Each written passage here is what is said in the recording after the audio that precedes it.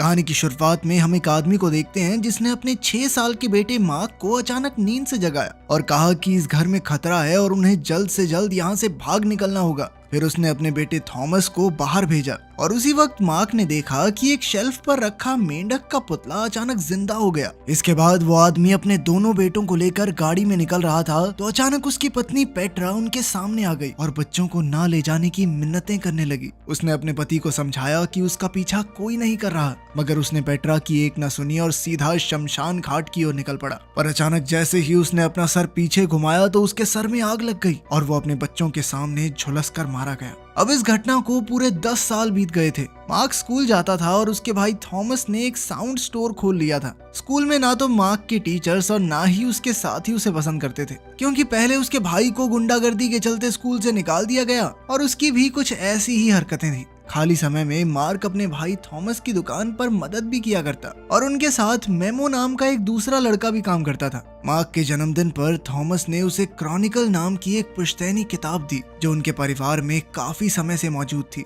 इस दुनिया में ब्लैक टावर नाम की एक अलग दुनिया के बारे में बताया गया था, जिसमें कई सारे खतरनाक जानवर ग्रिफिन नाम के एक शैतान के लिए काम करते थे। ग्रिफिन का असली मकसद इंसानों की दुनिया पर राज करना था और इस किताब के मुताबिक उनके परिवार के आदमी ही ग्रिफिन से इंसानों की रक्षा करते थे। ये किताब लेकर मार्क घर लौट आया और शांति से उसे पढ़ने लगा। उसे लग रहा था कि ये सब मनगढ़ंत कहानियां हैं, मगर उसमें बताई हुई चीजें और नक्शे बिल्कुल असली लग रहे थे। उन खूनी तस्वीरों को देखकर अचानक मार्क एक अजीबोगरीब जगह पर टेलीपोर्ट हो गया और उसी पल एक खूंखार जानवर उसके सामने आ गया। मार्क तुरंत अपनी जान बचाने के लिए दौड़ा और अचानक एक गड्ढे में गिर गया। वो जानवर एक कुल्हाड़ी से मार्क का काम तमाम करने ही वाला था कि अचानक मार्क चीख पड़ा और वापस अपने बेड पर आ पहुंचा। अगली सुबह जब मार्क स्कूल गया तो क्लास में बेकी नाम की एक नई लड़की आई, मगर बाकी बच्चों ने पहले ही बेकी को मार्क और उसके भाई के बारे में उल्टी सीधी पट्टी बढ़ा दी थी। उन्होंने बताया कि थॉमस ने एक टीचर को थप्पड़ मार दिया था, जिस वजह से उसे स्कूल से निकाल दिया गया और मार्क तो पता नहीं कब से अपने दिमाग का इलाज ही करवा रहा है, क्योंकि वो बचपन की उस डरावनी रात को भुला नहीं पा रहा।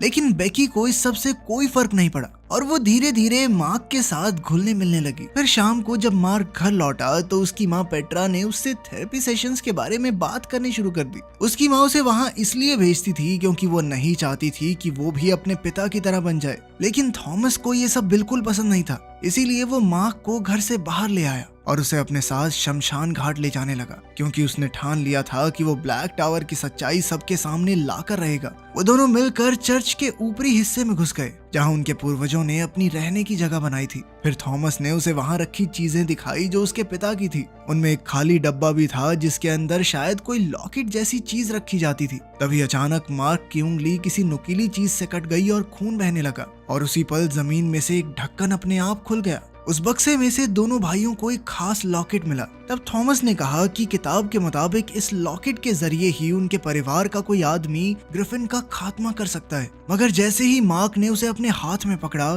तो अचानक शमशान घाट में मौजूद पत्थर की मूर्तियां जिंदा हो गई। मार्क और थॉमस अपनी जान बचाने के लिए दौड़े, लेकिन उनमें से एक शैतान की मूर्ति उनके सामने आकर खड़ी हो गई। इससे पहले कि वो दोनों भाइयों पर हमला करती, एक फरिश्ते की मूर्ति उनकी जान बचाने आ पहुंची। उन दोनों मूर्तियों में लड़ाई शुरू हो गई और इसी दौरान दोनों भाई चर्च में जाकर छुप गए और रात को वहीं दुबककर सो गए। अगली सुबह जब मार्क की आंख खुली तो थॉमस वहां नहीं था। उसने चर्च से बाहर आकर फरिश्ते की मूर्ति का शुक्रिया अदा किया और अपनी गाड़ी में थॉमस को ढूंढने निकल पड़ा। घर जाकर उसने क्रॉनिकल किताब खोली तो उसे अजीबोगरीब आवाजें सुनाई दी जो कह रही थी उसे ब्लैक टावर की दुनिया में जाकर थॉमस को ढूंढना होगा। अब मार्क डॉक्टर पीटर्स के पास पहुंचा जो उसके थेरेपिस्ट थे।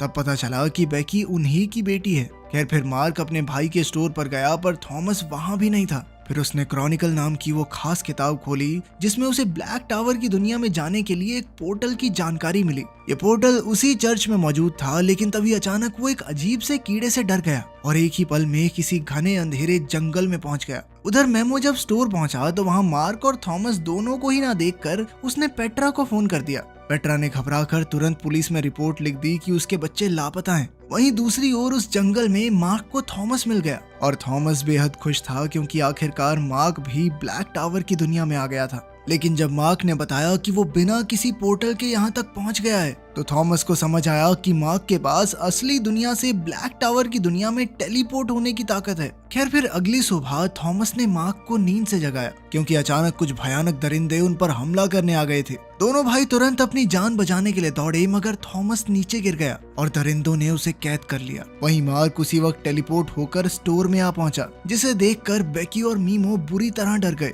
उन्होंने मार्क को सब कुछ सच बताने को कहा। वहीं ब्लैक टावर की दुनिया में एक सींग वाले जानवर ने अपने मालिक को खबर दी कि उन्होंने टेलीपोर्ट करने वाले लड़के के भाई को पकड़ लिया है। उधर मार्क ने जब बेकी और मीमो को क्रॉनिकल और ब्लैक टावर की दुनिया के बारे में बताया तो उन्हें मार्क की बात पर बिल्कुल यकीन नहीं हुआ। अब मार्क उन्हें सच दिखाने के लिए अपने साथ चर्च में ले गया, मगर इस बार वहाँ वो कमरा ही नहीं था जिसमें वो और थॉमस गए थे। ये सब देखकर बेकी और मीमो को बहुत गुस्सा आया क्योंकि उन्हें लगा कि मार्क उनके मजे ले रहा है। बेकी और मीमो नाराज होकर चले गए तो मार्क गुस्से में पत्थरों की मूर्ति पर मुक्के मारने लगा, जिसकी वजह से ब्लैक टावर की दीवारों में दरारें आ गई। खैर फिर रात को मार्क मीमो के पास गया क्योंकि उसे अपने भाई को ढूंढने में मदद चाहिए थी। हालांकि मीमो को मार्क की कहानी पर बिल्कुल यकीन नहीं था, पर फिर भी वो उसके साथ चर्च में बने पोर्टल तक गया। फिर उन्होंने किताब में लिखी जानकारी के मुताबिक बेसमेंट में एक दरवाजा ढूंढा। फिर मार्क ने किताब में लिखे हुए मंत्र पढ़े और कुछ ही पलों में दरवाजा अपने आप खुल गया।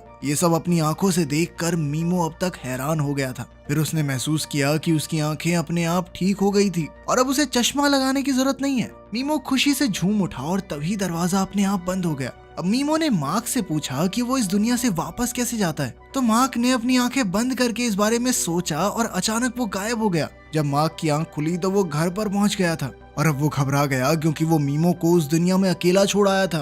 मार्क ने दोबारा से उस दुनिया में टेलीपोर्ट होने की कोशिश की मगर कोई फायदा नहीं हुआ।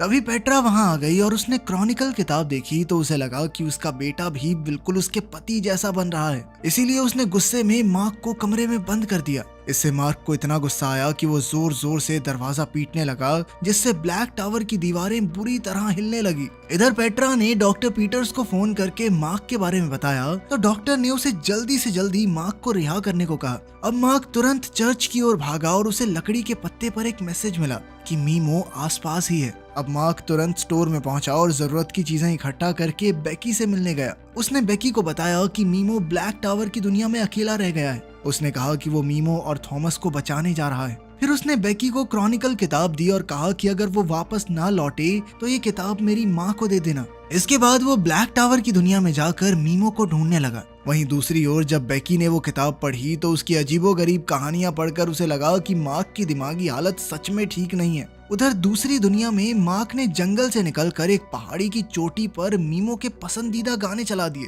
मगर तभी कुछ वहशी जानवरों ने गानों की आवाजें सुन ली और वो उसकी ओर निकल पड़े। इधर असली दुनिया में बेकी ने अपने कुछ दोस्तों को क्रॉनिकल किताब दिखाकर मार्क की बताई हुई कहानी सुनाई और फिर उन्होंने उसकी सच्चाई देखने के लिए किताब में से एक मुरझाए हुए फूल को फिर से हरा भरा करने का तरीका देखा और उसे आजमाने का फैसला किया। इधर ब्लैक टावर में एक कैदी को पकड़कर ग्रिफिन की कुर्सी पर बैठाया गया। असल में ग्रिफिन खुद से नहीं बोल सकता था, बल्कि वो किसी इंसान के जरिए अपनी सारी बातें कहता। उसने कैदी की पीठ में अपने खंजर जैसे नाखून चुभाए और फिर कैदी ग्रिफिन के मन की बातें बोलने लगा। उधर मार्क मीमो को ढूंढ रहा था, पर इससे पहले उन वहशी जानवरों ने मार्क को देख लिया तो उसे तुरंत ही वहां से भागना पड़ा। भागते हुए उसके सामने एक अजीबोगरीब आदमी आया जो पूरी तरह से फटे पुराने कपड़ों में लिपटा हुआ था। उस आदमी ने मार्क के चेहरे पर अजीब सा लिक्विड लगाया और उसे अपने साथ एक खुफिया गुफा में छुपा दिया। वहीं दूसरी ओर बेकी ने किताब के बताए तरीके के मुताबिक मुरझाए हुए फूलों पर पानी छिड़का और अपने दोस्तों के साथ बड़ी आस लगाकर उसके खिलने का इंतजार करने लगी, मगर ऐसा कुछ भी नहीं हुआ। इससे निराश होकर बेकी ने चर्च में बने पोर्टल को खोलने की आखिरी कोशिश करने का फैसला किया और तब जाने से पहले उसके दोस्त ने फूल को पानी के ग्लास में डाल दिया। उधर ब्लैक टावर की दुनिया में जानवरों के जाने के बाद उस आदमी ने अपना नकाब हटाया और मार्क को बताया कि वो मीमो है। दरअसल असली दुनिया में जब एक दिन बीतता है तो उतने समय में यहाँ कई हफ्ते बीत जाते हैं और इसी वजह से उसकी दाढ़ी मूंछ काफी बड़ी हो गई थी। खैर इसके बाद मीमो और मार्क थॉमस को ढूंढने के लिए आगे बढ़े तो उन्हें कुछ कैदियों का कारवां दिखाई दिया। तभी उन्होंने देखा कि थॉमस भी उनमें से एक था, मगर अभी वो उसकी मदद नहीं कर सकते थे वरना वो खुद भी दबोचे जाते। पर तभी उन जानवरों की नजर उन दोनों पर पड़ गई और वो अपनी जान बचाने के लिए भागे। भागते भागते वो एक पहाड़ी की चोटी पर आ गए जिसके आगे खाई थी। इधर असली दुनिया में बेकी और उसके दोस्तों ने क्रॉनिकल के हिसाब से सारे मंत्र पढ़े और पोर्टल को खोलने की कोशिश की, मगर दरवाजा नहीं खुला। उधर मार्क और मीमो पकड़े जाने वाले थे कि मार्क ने अपनी काबिलियत पर भरोसा किया और मीमो को लेकर खाई में कूद गया, जिसके बाद वो सीधा मार्क के कमरे में टेलीपोर्ट हो गए। उनकी आवाज सुनकर पेट्रा दौड़ती हुई वहां आई। खैर मार्क ने बेकी को फोन करके वो किताब लाने को कहा। उधर बेकी के कमरे में वो फूल फिर से खिल चुका था और उसके अंदर से एक जहरीला बिच्छू बाहर आ गया। खैर अगले दिन से मार्क और मीमो थॉमस को बचाने का प्लान बनाने लगे। अब मीमो उस दुनिया के बारे में काफी कुछ जान चुका था। उसने बताया कि उसने एक तालाब किनारे एक झोपड़ी बनाई थी जहां अक्सर कैदियों का कारवां रुकता है। वहीं ग्रिफिन के चेलों ने उसे खबर दी कि इस दुनिया से दूसरी दुनिया में टेलीपोर्ट करने वाला लड़का एक बार फिर से भाग निकला। ये खबर सुन के ग्रिफिन को बहुत गुस्सा आया। उधर बेकी की आंख खुली तो वो उस फूल को फिर से खिला हुआ देखकर हैरान रह गई। उस वक्त वो जानलेवा कीड़ा उसे काटने ही वाला था कि वो जैसे तैसे बच गई और फिर उसने वो किताब अपने पिता को दे दी क्योंकि उसे मार्क की सारी बातें झूठी लगने लगी थी। जब उसने स्कूल में मार्क को इस बारे में बताया तो मार्क को बहुत ज्यादा गुस्सा आ गया। उधर जब बेकी के पिता डॉक्टर पीटर्स ने वो किताब पढ़ी तो उन्होंने पेट्रा के पास जाकर कहा कि उसके बेटे की दिमागी हालत ठीक नहीं है।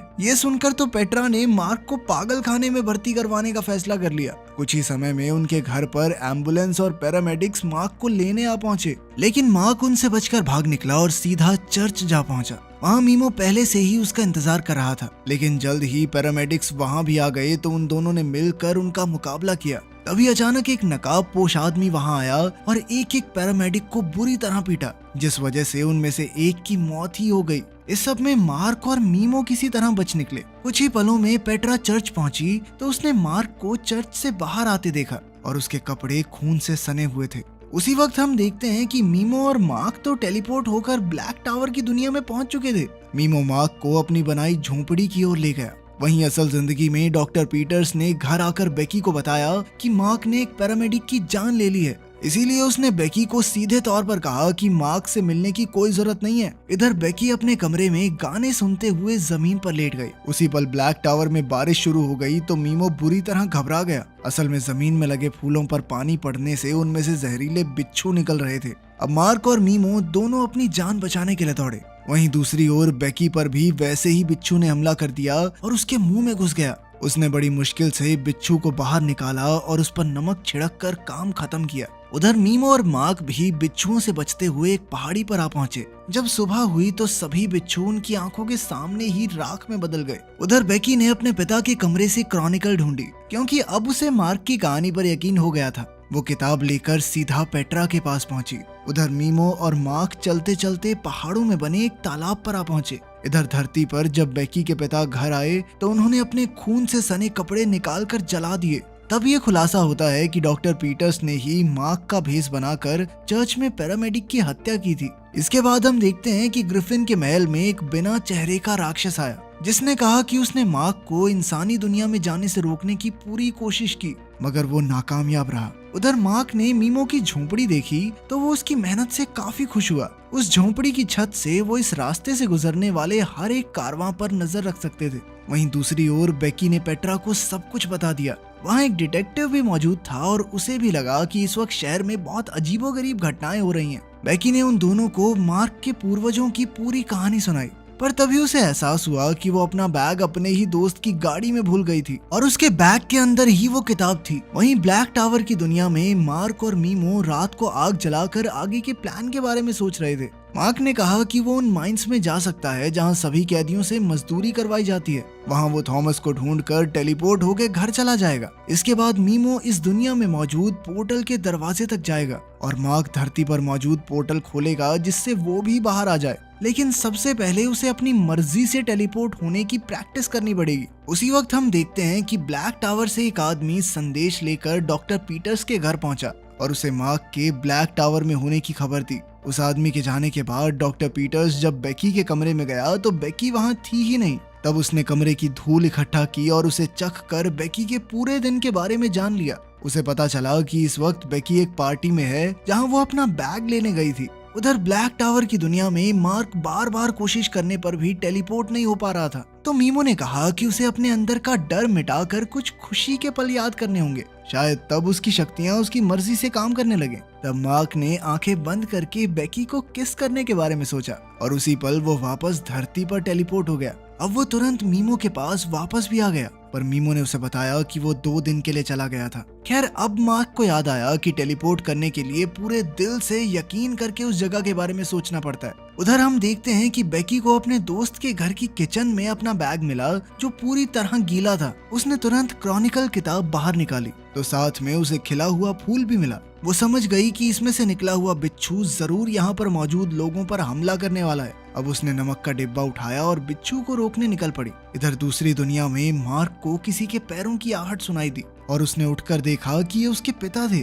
वो मार्क पर अपनी मौत का इल्जाम लगाने लगे। मेमो ने उसे समझाने की कोशिश की, पर तब मार्क को लगा कि कोई उसके दिमाग में घुसने की कोशिश कर रहा है। इधर डॉक्टर पीटर्स भी बेकी का पीछा करते हुए उसी पार्टी में पहुंचे जहां एक लड़की पर उस बिच्छू ने हमला कर दिया था। बेकी उसकी मदद के लिए दौड़ी, पर तभी उसके पिता ने उसके सामने आकर उसे अपने वश में कर लिया और उसे चुपचाप घर वापस जाने का हुक्म दिया। इस वक्त पेट्रा और डिटेक्टिव भी इस पार्टी में मौजूद थे और अचानक उन्होंने बच्चों को हवा में उछलते देखा और जोर जोर से चिल्लाने की आवाजें भी आने लगी। कुछ ही पलों में हॉल खाली हो गया और तब उन्होंने देखा कि ये बिच्छू जैसा दिखने वाला बेहद खतरनाक जानवर था। डिटेक्टिव ने बंदूक निकालकर गोली चलाने की कोशिश की, पर जानवर ने उस पर हमला कर दिया। उसी पल पेट्रा ने बंदूक चलाकर उसे मार डाला। तभी डॉक्टर पीटर्स अंदर आया और वो बिच्छू एक भालू में बदल गया। उधर ब्लैक टावर की दुनिया में मार्क की आंख एक बार फिर से मछलियों के कराहने से खुल गई और वो गुस्से में मीमो से बहसने लगा। तब मीमो ने कहा कि उसके पिता की मौत का जिम्मेदार मार्क खुद है। तब मार्क गुस्से से आग बबूला हो गया और वो मीमो को बेरहमी से पीटने लगा। इस वजह से ब्लैक टावर की दीवारें एक बार फिर से थरथराने लगी और फिर ग्रिफिन ने मार्क को पकड़ने के लिए शिकारी भेज दिए। उधर मीमो लकड़ी इकट्ठा करके झोंपड़ी के पास वापस लौटा तो उसने देखा कि मार्क एक और मीमो को पीट रहा था। जैसे ही मीमो ने उस दूसरे मीमो को छुआ तो अचानक वो गायब हो गया, लेकिन रेत में उसके पैरों के निशान बता रहे थे कि वो किस तरफ भाग रहा है। मीमो ने उसी दिशा में पीछे से एक लकड़ी फेंकी जो सीधा उस बहरूपिये को जा लगी और वो अपने असली रूप में आ गया। फिर उन दोनों ने मिलकर उसे एक जगह पर बांध दिया। जब मीमो और मार्क ने उसे आग लगाने की धमकी दी तो उस बहरूपिये ने बताया कि वो ग्रिफिन का एक जादूगर है और उसके पास लोगों को असलियत में वही दिखाने की ताकत है जो वो देखना चाहते हैं। उसने ये सब ग्रिफिन के कहने पर किया था। तभी अचानक उन्हें किसी के आने की आवाज सुनाई दी। उधर धरती पर शहर के लोगों को पार्टी में हुए हादसे के बारे में पता चला, लेकिन ये कोई नहीं जानता था कि सर्कस का भालू पिंजरे से बाहर आया कैसे। लेकिन सच तो डिटेक्टिव और पेट्रा ही जानते थे कि असल हमला तो एक बिच्छू ने किया था। अब डिटेक्टिव ने पेट्रा को अकेले में ले जाकर बताया कि जब उसका पति आग में झुलसकर मर गया था तो उन्हें उसके शरीर का कोई नामो निशान नहीं मिला। उस वक्त भी असली मुजरिम डिटेक्टिव के सामने आया था और वो कोई आम इंसान नहीं था और आज फिर से उस अजीबोगरीब बिच्छू ने हमला किया था। डिटेक्टिव ने कहा कि असली सच की तह तक जाने के लिए उन्हें उस किताब को ढूंढना होगा। उधर मार्क और मेमो कैदियों के कारवां का पीछा करते हुए उस माइन तक आ पहुंचे जहां सभी कैदी मजदूरी करते थे। तभी हॉर्न्ड कमांडर ने माइन में आकर खबर दी कि उनका मिशन नाकामयाब रहा तो उसे माइन में टार भरने का हुक्म दे दिया गया। इधर मार्क ने कैदियों में से थॉमस को ढूंढने के लिए गाने चलाए और गाना सुनते ही थॉमस ने हाथ उठा लिया, लेकिन उसी वक्त सींग वाले सिपाही उसे उठाकर गहरी माइन में ले गए। अब मार्क ने मीमो से कहा कि उन्हें रात होने का इंतजार करना चाहिए। रात होने पर उन दोनों ने एक दूसरे को अलविदा कहा और जब मीमो गार्ड को डिस्ट्रैक्ट करने में लगा हुआ था तो मार्क टेलीपोर्ट हो गया। मार्क ने अपने भाई को ढूंढ निकाला, लेकिन तब उसे पता चला कि माइन में भरा हुआ टार उसकी टेलीपोर्टेशन को रोक रहा था। तब थॉमस ने उसे बताया कि ग्रिफिन का असली मकसद तो मार्क तक पहुंचना है और थॉमस को इसी काम के लिए इस्तेमाल किया गया था। दरअसल ग्रिफिन अब इंसानों की दुनिया तक पहुंचने के लिए मार्क की शक्तियों का इस्तेमाल करने वाला था। उसी वक्त मीमो पोर्टल की तरफ भागने लगा और सींग वाले सिपाहियों की फौज को अपने पीछे लगवा लिया। वहीं दूसरी ओर दोनों भाई आपस में लड़ने लगे कि ग्रिफिन का सामना कौन करेगा। तब मार्क अपनी शक्ति दिखाते हुए गुफा की दीवार में अपने पिता के उसी खास लॉकेट की ताकत से छेद कर देता है। दोनों भाई तो वहां से भाग निकले, लेकिन बेचारा मीमो गलत फंस गया। उन वहशी सिपाहियों का सामना करते हुए उसके हाथ की उंगलियां तक कट गई। उसी वक्त मार्क और थॉमस वहां पहुंचे और उन्होंने सिपाहियों को मारकर घायल मीमो को बचाया। उधर जब ग्रिफिन को उन तीनों के भागने का पता चला तो वो गुस्से में आग बबूला हो गया और वो भी जल्द से जल्द उस पोर्टल तक पहुंचने की कोशिश में लग गया। लेकिन जैसे ही तीनों लड़के बिल्कुल पोर्टल के दरवाजे पर थे तो थॉमस ने अचानक मार्क से वो लॉकेट मांगा। जब मार्क ने इससे इनकार कर दिया तो थॉमस ने जबरदस्ती वो लॉकेट उससे छीन लिया। तभी ग्रिफिन भी उड़कर उनके पास आ पहुंचा। वहीं असल दुनिया में डिटेक्टिव और पेट्रा बेकी को उसके घर से बाहर ले जा रहे थे, जबकि डॉक्टर पीटर्स ऐसा नहीं होने देना चाहते थे। उधर मार्क होश में आया और धुएं में थॉमस की आवाज सुनी।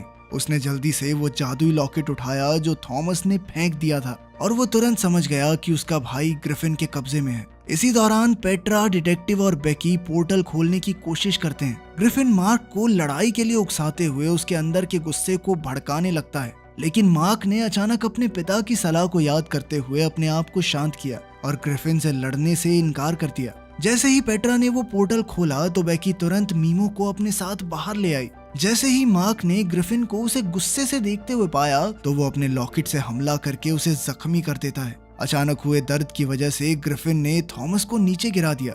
दोनों भाई उसे घसीटकर पोर्टल तक लाए और फिर उसके चेहरे पर ही दरवाजा बंद कर दिया। इसी के साथ कहानी खत्म होती है। अगला सीजन आएगा तो वो भी बना देंगे।